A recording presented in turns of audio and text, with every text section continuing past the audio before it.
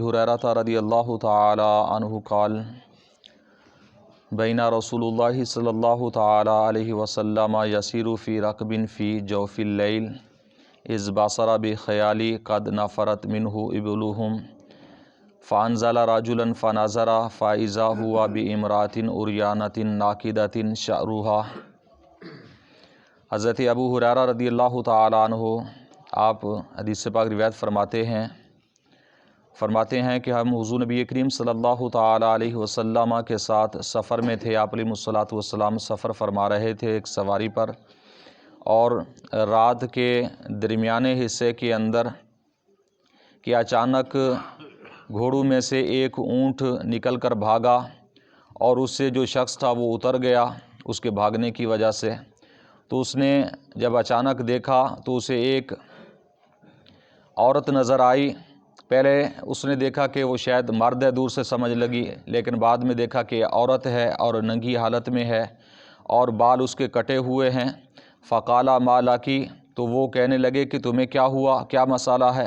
قالت انی نظرت ان احج البیت ماشیۃ عریانۃ ناکدۃ شعری۔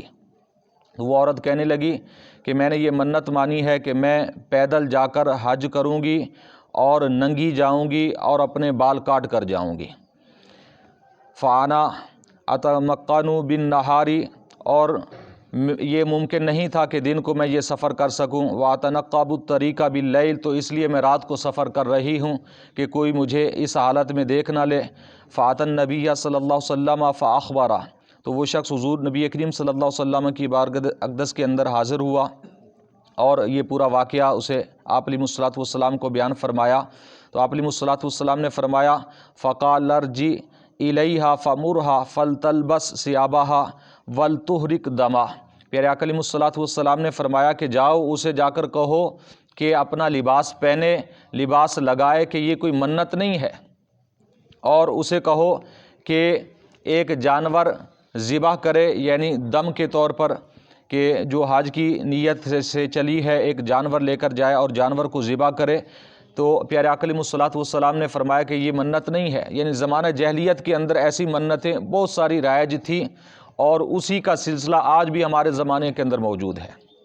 آج بھی ہماری کافی ایسی رسومات ہیں کہ جسے ہم منت کے طور پر استعمال کرتے ہیں اور سمجھتے ہیں کہ یہ بہت بڑی ہمارے ہاں سے عبادت ہے، کہ بہت بڑی ہم عبادت کر رہے ہیں۔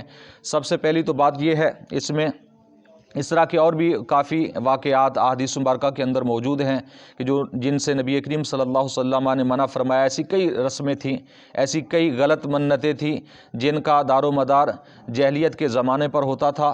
تو اس کے علاوہ ہمارے بزرگان دین نے، فقہاء کرام نے احادیث مبارکہ کی روشنی میں جو شرائط بیان کیے ہیں اور جو طریقہ کار بیان کیا ہے منت کا، وہ مختصر سے انداز میں آپ کو پیش کرتا ہوں۔ سب سے پہلی تو بات یہ ہے کہ منت ماننے کے اندر عقیدہ کیا ہونا چاہیے، کس عقیدے اور کس نظریے سے نظر مانی جائے اور منت مانی جائے۔ تو اس میں ہمارے بزرگان دین فرماتے ہیں کہ جیسا کہ حضور نبی کریم صلی اللہ علیہ وسلم کا فرمان بھی ہم پیچھے پڑھ کے آئے ہیں کہ یہ عقیدہ لازمی ہو کہ منت سے کوئی چیز آگے پیچھے نہیں ہوتی۔ اس عقیدے کے ہوتے ہوئے اگر کوئی منت مانتا ہے تو پھر جائز ہوگی۔ عقیدہ اگر نظریہ یہ ہے کہ یہ منت کرنے والی کچھ نہیں ہے، ہاں اگر عقیدہ یہ ہے کہ میں منت مانوں گا تو تقدیر تبدیل ہو جائے گی، میں منت مانوں گا تو یہ کام ہو جائے گا، میں منت مانوں گا تو یہ غلط کام رک جائے گا، یہ چیز رک جائے گی، اگر یہ نظریہ ہے تو منت سرے سے ہے ہی غلط۔ کیونکہ حضور نبی کریم صلی اللہ علیہ وسلم کا فرمان ہم پیچھے پڑھ کے آئے ہیں، اور یہ سارے ہمارے فقہاء کرام نے، بزرگوں نے یہ ساری چیزیں لکھی ہیں فقہ کی کتابوں کے اندر۔ تو نظریہ اور عقیدہ یہ ہونا چاہیے کہ منت کسی شے کو، یعنی تقدیر کو آگے پیچھے نہیں کرتی، کسی شے کو مقدم و مؤخر نہیں کرتی، یہ نظریہ اور یہ عقیدہ ہونا چاہیے۔ اور دوسرا یہ کہ منت جب مانے تو وہ کس کے لیے مانے۔ منت صرف اللہ کے لیے، منت عبادت ہے۔ منت کیا ہے؟ عبادت ہے، اور یہ اللہ کے لیے جائز ہے۔ یعنی منت جب عبادت ہے تو عبادت صرف اللہ تعالیٰ کے لیے جائز ہے، کسی اور کے لیے جائز نہیں ہے۔ تو جیسا کہ ہمارے ہاں مروج جو طریقہ ہے مزارات پر جا کر یا بزرگان دین کے پاس جا کر جو منتیں جس طریقے سے آج کل ہم مانتے ہیں وہ طریقہ کار بہت غلط ہے۔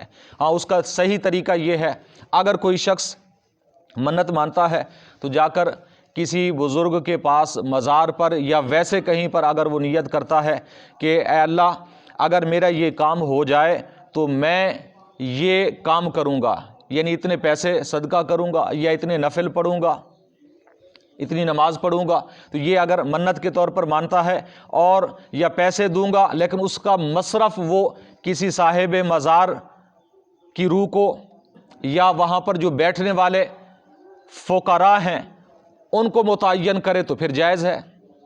لیکن اگر یہ جا کر کہتا ہے کہ اگر کسی صاحب مزار کے پاس جا کر کہتا ہے کہ بزرگوں کو مخاطب ہو کر کہتا ہے کہ آپ میرا یہ کام کر دیں تو میں آ کر یہاں دیگے دوں گا یا میں آ کر یہاں صدقہ کروں گا، اتنی رقم جو ہے وہ یہاں پر پیش کروں گا، تو یہ طریقہ کار غلط ہے۔ ہم منت کا مصرف یعنی جس چیز پر خرچ کرنی ہے وہ آپ فقراء جو مزارات پر بیٹھے ہیں ان کو متعین کر سکتے ہیں۔ اس کے علاوہ جب آپ منت مانگے گے ہی بزرگوں سے جا کر تو اس کا جواز ہمارے بزرگوں نے نہیں لکھا ہے، یہ یہاں تک لکھا ہے کہ حرام ہے، باطل ہے، مردود ہے ایسی منت، کوئی اجر و ثواب نہیں، الٹا گناہ ہے۔ ہاں بزرگوں کے پاس جائیں اور منت اللہ سے مانیں اور اس منت کا جو ثواب ہے یا اس کا جو مصرف ہے، جو چیز ہم نے خرچ کرنی ہے وہ اس مزار پر خرچ کرنے کے لیے ہم متعین کر لیں یا فقراء پر خرچ کرنے کے لیے متعین کر لیں۔ اور اس میں یہ بھی مسئلہ ذہن میں رکھیں کہ منت کا جو مصرف ہے وہ فقراء ہی ہو سکتے ہیں، غریب اور نادار لوگ ہی ہو سکتے ہیں۔ اس کے علاوہ غنی دولت مند یعنی جنہیں زکوٰۃ نہیں لگتی ایسے لوگ منت بھی نہیں کھا سکتے۔ منت کا کھانا، منت کی اشیاء خورد و نوش جتنی بھی ہیں وہ غنی لوگ استعمال نہیں کر سکتے اور نہ ہی خود منت دینے والا استعمال کر سکتا ہے۔ لیکن ہمارے ہاں تو ایک کھچڑی پک چکی ہے، نہ کوئی صحیح عقیدے کا پتہ ہے نہ صحیح نظریے کا پتہ ہے، تو تقریباً ہماری ساری غلط رسمیں ہیں، غلط چیزیں ہماری رائج ہو چکی ہیں۔ یہ ساری باتیں اعلیٰ حضرت نے فتاوی رضویہ کے اندر واضح طور پر بیان کی ہیں۔ لیکن افسوس یہ ہے کہ اگر ہم میں سے کوئی بیان کرے بھی، پہلے تو بات یہ ہے کہ ہماری سنیوں کے اندر یہ ہے کہ یہ چیزیں بیان ہی نہیں کی جاتی، اگر کوئی بیان کرے تو سب سے پہلے فتویٰ یہ لگتا ہے کہ یہ وہابی ہو گیا، یہ دیوبندی بن گیا ہے۔ اگر کوئی تو پھر اگر یہ ہے کہ پھر اعلیٰ حضرت پر جا کر فتویٰ لگائے جو امام اہل سنت ہیں، انہوں نے یہ ساری چیزیں بیان کی ہیں، ہمارے سارے بزرگوں نے یہ ساری چیزیں بیان کی ہیں۔ تو جو غلط چیزیں ہمارے اندر رائج ہو چکی ہیں انہیں ختم کریں۔ منت جو صحیح طریقے سے ہے، صحیح نظریے سے، صحیح عقیدے سے، اس طریقے سے اگر آپ کریں تو پھر ٹھیک ہے، پھر ٹھیک ہے۔ تو اس کے اندر یہ کوشش کرنی چاہیے۔ ایک اور بات اس کے اندر جو اہم ہے کہ منت یہ اس قسم کی ہو کہ جو عبادت مقصودہ ہے تو پھر لازم بنتی ہے۔ عبادت غیر مقصودہ یا معصیت کی منت وہ جائز ہی نہیں ہے۔ تو عبادت مقصودہ وہ ہوتی ہے کہ جو بے نفس ہی عبادت ہو، جیسا کہ نماز پڑھنا یہ ایک عبادت ہے مستقل طور پر، یہ عبادت ہے۔ وضو ہے جیسے، یہ مستقل عبادت نہیں ہے بلکہ یہ عبادت کا ایک سبب اور وسیلہ ہے، یعنی وضو کے ذریعے نماز پڑھی جاتی ہے۔ اب وضو کی بھی منت ماننا جائز نہیں ہے۔ تیمارداری ہے، یہ عبادت ہے لیکن مستقل عبادت نہیں ہے، اس لیے اگر کوئی یہ منت مانتا ہے کہ اگر میرا یہ کام ہو جائے تو میں 100 مریضوں کی جا کر عیادت کروں گا، تو یہ بھی منت ٹھیک نہیں ہے۔ یہ مثالیں ہمارے بزرگوں نے، فقہائے کرام نے فقہ کتابوں کے اندر ساری لکھی ہے۔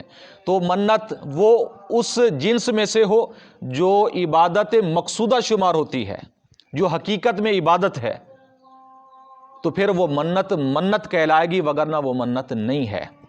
اللہ تعالیٰ کی بارگاہ میں دعا ہے حضور نبی کریم صلی اللہ علیہ وسلم کے وسیلہ سے ہم سب کو علم دین سیکھنے کی، سمجھنے کی، عمل کی توفیق عطا فرمائے۔